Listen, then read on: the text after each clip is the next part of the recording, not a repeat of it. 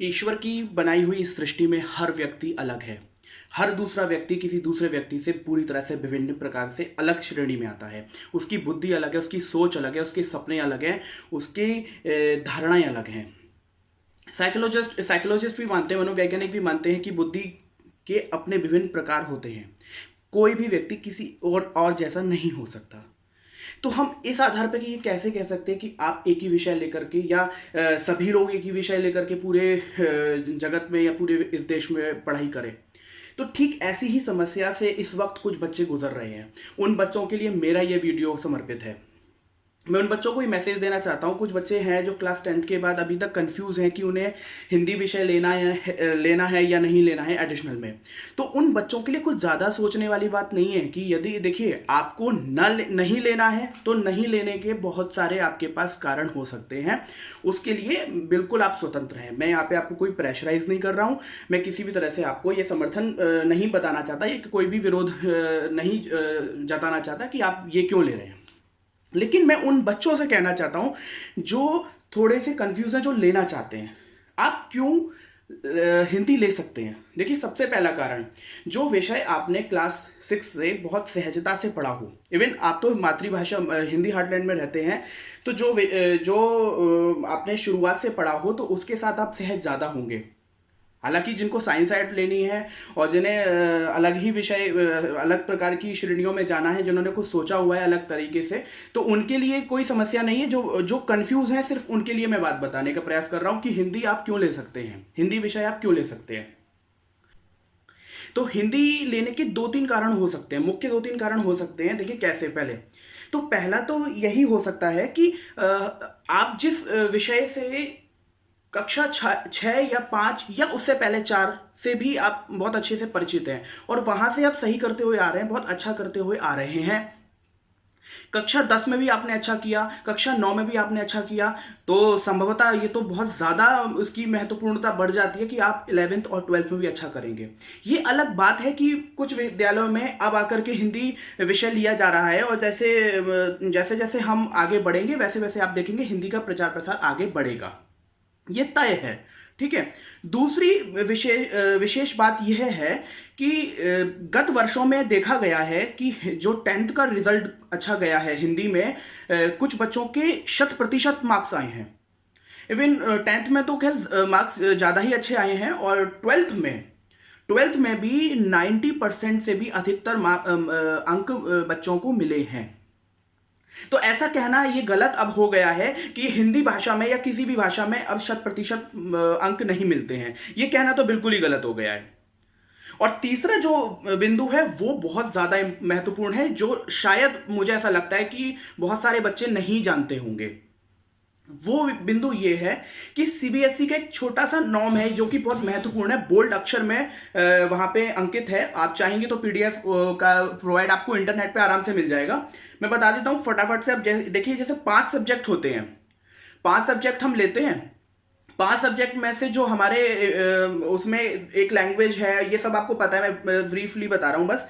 Main है 6 subject, जो छठा विषय है जो कि एडिशनल है। अगर आप वहां पर हिंदी ले लेते हैं और भगवान ना चाहे ऐसा हो कि आप इन मुख्य 5 विषय में से किसी एक विषय में फेल हो जाते हैं, तो आप इस हिंदी के लेने के कारण आपका वो जिसमें आप फेल होंगे उससे नंबर का क्या हो जाएगा, इंटरचेंज हो जाएगा, ठीक है। लेकिन उसकी एक शर्त है कि आपके पास मुख्य सब्जेक्ट में फिर हिंदी नहीं होनी चाहिए, एडिशनल में हिंदी होनी चाहिए।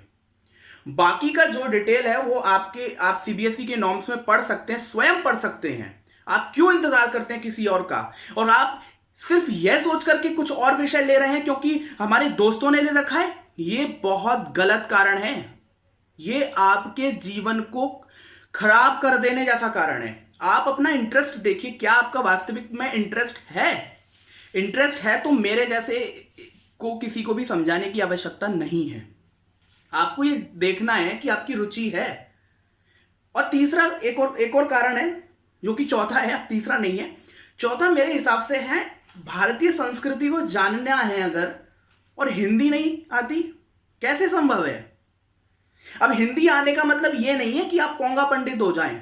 आप एकदम अंधविश्वासी हो जाएं, ऐसा नहीं कहा जा रहा है।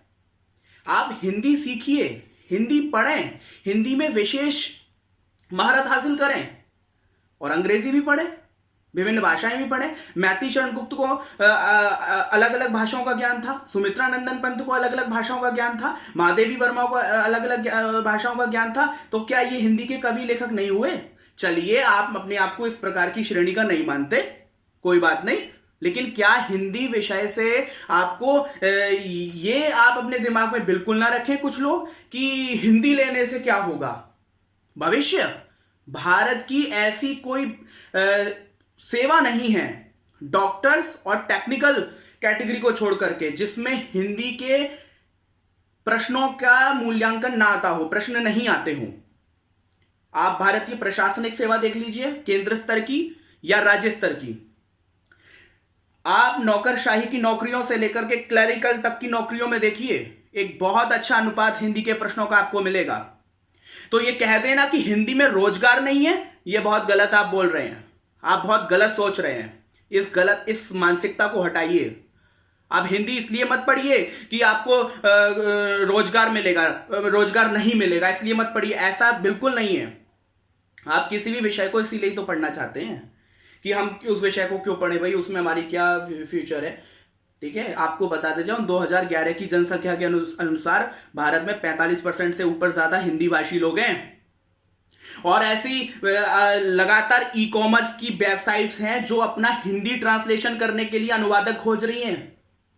ऐसे लोगों की कमी है जो हिंदी और अंग्रेजी सामान्य तौर पर एकदम कॉमन लेवल पर जानते हो। माने उन्हें हिंदी का ही उतना ज्ञान चाहिए और इंग्लिश का भी उतना ही ज्ञान चाहिए।